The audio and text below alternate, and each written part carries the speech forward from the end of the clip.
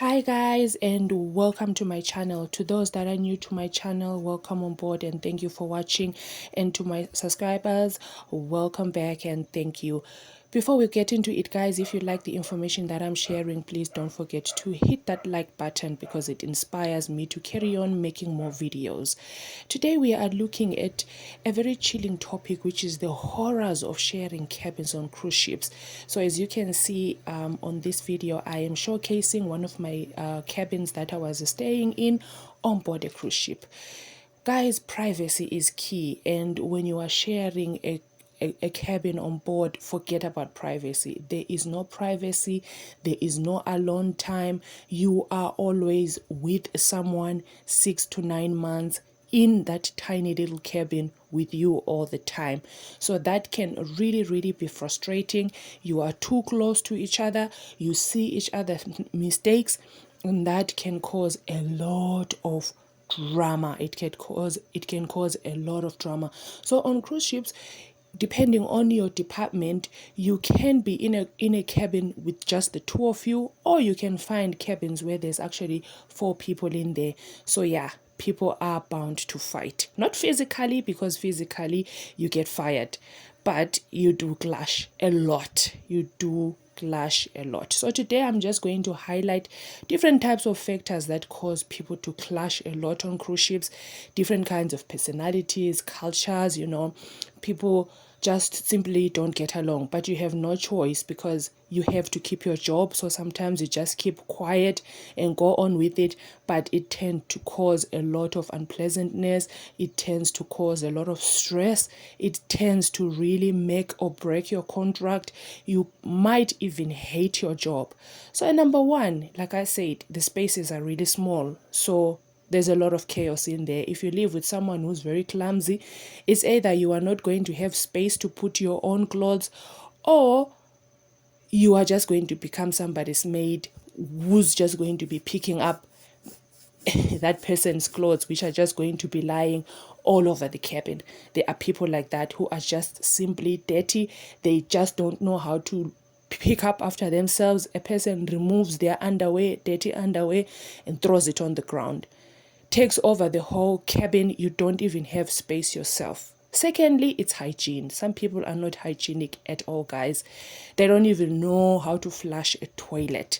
You will walk in the toilet and just find a mess in there. A mess in there. No matter how much you tell the person about it, they just simply apologize. But then tomorrow again, you come in after a long day. Maybe you just had a nice dinner. You walk into the toilet where you are just supposed to relax, because the toilet and the bathroom is one thing. It's one and the same thing. So maybe you want to take a shower and voila, the place is filthy. The sink is dirty. Some people use the sink as tissue. They just don't use the tissue on its own. They simply just blow their nose on the thing on the sink. It's just messy. The smell is horrible. Some people have smelly shoes. They wear the same pair of shoes depending on the department as well. You'd get guys like in the tech department, those plumbers and stuff like that, so their feet smell, guys. They smell. You find the entire cabin stinking. Some people just have a natural bad body odor. They just have a natural bed. So imagine with the long hours that you work, people sweat. So when they come in there, it's just sweat. So people who tend to sweat are people who are backstage, who don't have to deal with guests. So those people sweat, like people who work on the decks in the sun, people who clean the decks behind in the kitchen, in the galley. Those are the guys that really have that kind of problem. So if you are not careful, you will find that most of the time, like I said, you will become the housekeeper. You will become that person who cleans the cabin, because every week or two, there is what they call cabin inspection, where they come to monitor and inspect your cabins. So you will find that you will be the one clearing the garbage and everything. And then as for ladies, there are some ladies who have a problem of not throwing away their sanitary wear. So what they do is they just remove it and dump it on the bin.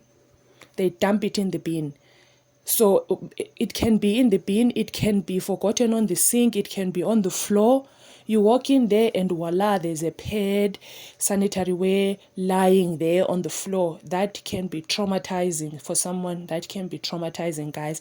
And one of the worst things to happen to you is when you experience people being intimate in the cabin. That happens a lot as well.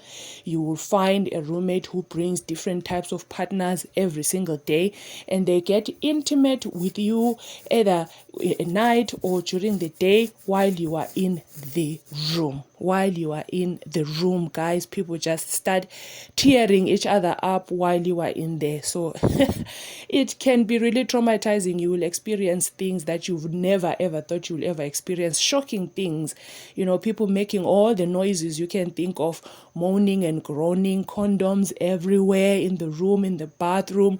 You are bound to meet such people. And then there is our famous ones that snore, with the kind of pressure, stress, and the hours that we work on cruise ships, people get tired, so whenever somebody goes down, they die literally, with sleep, because you are absolutely exhausted. And when you work on cruise ship, sleep becomes very, very priceless. You value your sleep so much. So there are people that snore really, really badly. And then there's the party poopers, people who are constantly partying. You get in the cabin and the cabin is packed with people. They are drinking, they are partying, they are just, they don't care. Sometimes you can work with someone who works in a different department, who have more time to have fun than you. Their schedule is not as bad, so they can party all they like, drink all they like. So that can really torment a person. You can really get stressed. You will find yourself depressed, because your cabin is supposed to be a place where you have your peace. But if you can't have your peace in your cabin, you will find yourself even sleeping at work. And then if you do decide that you are going to report it, guys, sometimes on board they always say if you see something, say something. That sometimes cannot be a good idea, because people tend to retaliate, especially for people that have been on cruise ships for years and years. They are friends with managers and everything. There you are as a newcomer, and you are trying to report that person, or you are trying to request to move a cabin. It can be hell for you. People can turn against you. You become that bad person that people don't want to stay with. I always say that cruise ships are a breeding ground for bullies. And when you talk about bullies, people think bullies only exist in colleges, in universities, in high schools. No, guys, bullies exist all the way till you are an old person. In old people's homes, you might find bullies. And cruise ships are a breeding ground for bullies. So if you are not a very strong person, you will find yourself being bullied. Safety is key on cruise ships. Sometimes you might stay with someone who tends to, try their luck and smoke inside the cabins. Smoking is not allowed inside the cabins on board cruise ships, because any mistakes, it can cause a fire. So some roommates tend to take advantage. If you don't report it because you are scared, somebody does report and that roommate is caught, both of you are going to get fired. They don't fire the one that smokes only, they will fire you as well for not reporting. So that's why I'm saying you need to be strong. And there you have it, guys, the horrors of sharing a cabin on cruise ships.